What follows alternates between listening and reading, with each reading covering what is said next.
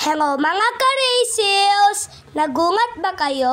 Dahil busy po si Mami sa pagbe-bake. Ako muna po ang magbo-voice over.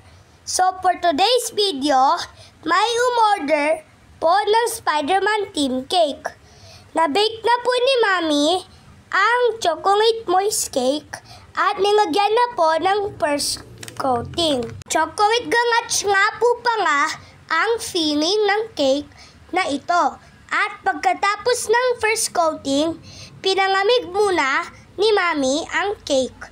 Tsaka isinunod ang second coating at inilagay na rin niya ang Spider-Man toppers. Buti na lang po at may printer si Mami at madali siya nakakagawa ng kanyang mga toppers sa cake niya. At masaya po si Mami kasi ang daming umorder ng cake ngayong October. Kaya maraming salamat po sa lagi niyong pag-order at pagsuporta sa aming small business. Ayan!